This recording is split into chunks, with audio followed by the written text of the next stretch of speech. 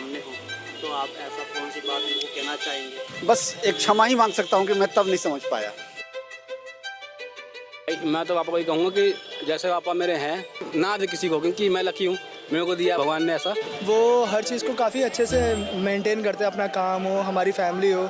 मैंने कभी भी उन्हें किसी के आगे झुकते हुए नहीं देखा। सबसे बड़ा सेक्रीफाइस तो ये है कि मैंने हमेशा उनका मनोबल उनकी बात नहीं मानी। अकेलेपन महसूस किया है पिता के बिना? बहुत बहुत।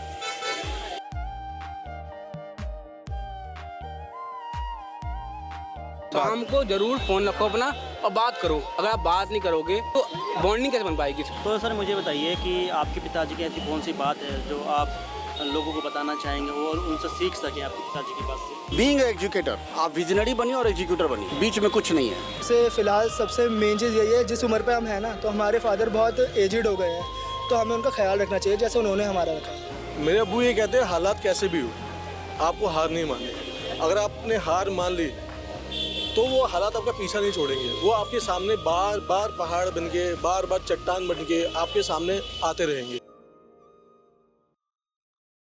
फादर्स डे है, क्या आप अपने पिताजी को विश करेंगे सर? बिल्कुल, मैं तो अपने पिताजी को भी मतलब मेरे लिए तो सारे कहिए कि मैंने जो सीखा है, जो समझा है दुनिया को, उन्हीं के नज़रिए से समझा है। और उनके जो सिखाए हुए एक तरीके हैं और उसको मैं फॉलो करता हूँ। सबसे बड़ी चीज़ है अपने काम में डेडिकेशंस, काम में ईमानदारी और एक विज़न ओरिएंटेड होना है कि हमें दुनिया को कैसे देखना है, अपने काम को कैसे देखना है, अपने परिवार को कैसे देखना है, समाज को कैसे देखना है। इस देखने का नज़रिया भी हम अपने पिताजी से ही समझे। तो सर मुझे बताइए सर, आपके पिताजी की ऐसी कोई कौन सी बात है जो आपको हमेशा प्रेरित करती है? विजनरी। मेरे पिताजी विजनरी थे और उनका ये चीज़ें मुझे बहुत पसंद आता था। वो हर चीज़ का ऑप्शंस को देखने का तरीका, एक पॉजिटिव माइंड थॉट प्रोसेस जो था, वो मुझे अब तक इंस्पायर करता है।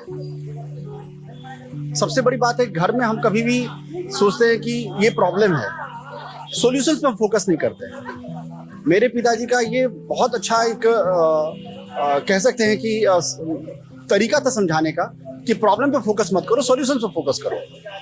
सोचने का तरीका ही बदल जाएगा। अच्छा, तो आपके पिताजी ने आपके लिए ऐसा कौन सा सेक्रीफाइस किया है जो आप कभी भूल नहीं सकते?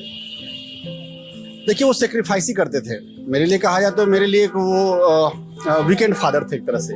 सुबह जाना जब हम लोग सोए होते थे, रात को आना जब हम लोग फिर सो जाते थे। तो कभी कभी वीकेंड में जैसे स्कूल हम लोग का बंद होता था या फिर जब वो भी घर में होते थे, तभी हम लोग ढंग से मिल पाते थे, नहीं तो फेस्टिवल में होता था।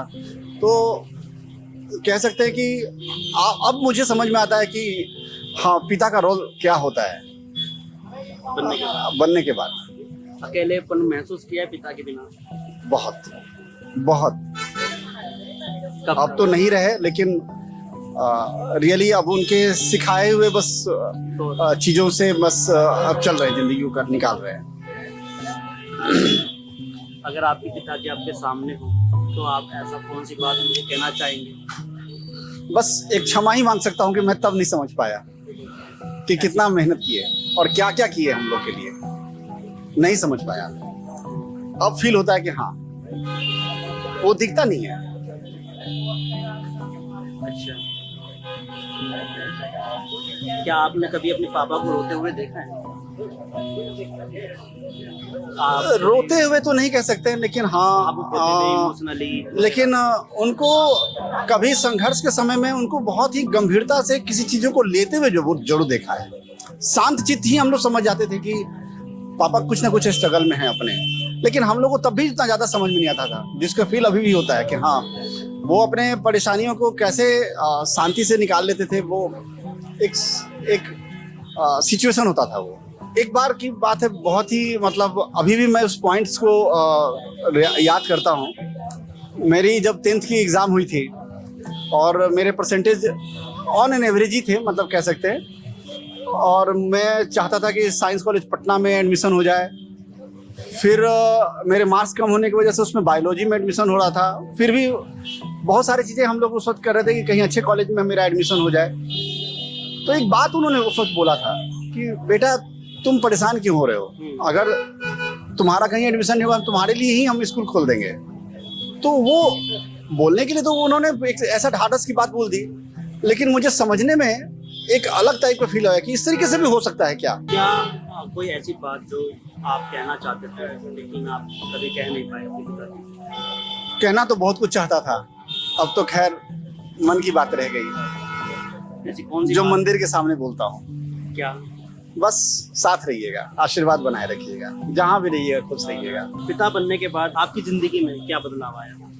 बहुत कुछ जिम्मेदारियां या बच्चों को हैंडल करने का तरीका मैं अपने पिताजी के ही तरीके से हैंडल करता हूँ। उनको मैं कोशिश करता हूँ कि वो खुद अपने काम को करने की कोशिश करें, एक पैम्पर्ड की तरह से नहीं। दुनिया का देखने का तरीका, खुद को हैंडल करने का तरीका, सॉल्यूशंस ओरिएंटेड होना, ये सब चीज़ें जो होती है ना, ये काफ़ी चीज़ें चेंज करती है कि प्रैक्टिकल जितना हो वो ज़्यादा अच्छा है। आपने अपने बच्चों के लिए अभी तक क्या सेक्रीफाइस किया है? सर तो सेक्रीफाइस क्या किया, कर ही रहे हैं हम लोग। क्या कर कोशिश कर रहे हैं कि एक अच्छा सा एजुकेशन दे दें, एक अच्छा सा लिविंग स्टाइल दे दें, बस संघर्ष ही है। आपके पिताजी से कौन सी बात है जो लोगों को प्रेरित करते, आपको भी प्रेरित करती है, आपको हमेशा याद रहती है? बीइंग एजुकेटर, आप विजनरी बनिए और एग्जीक्यूटर बनिए, और अपने बीच में कुछ नहीं है।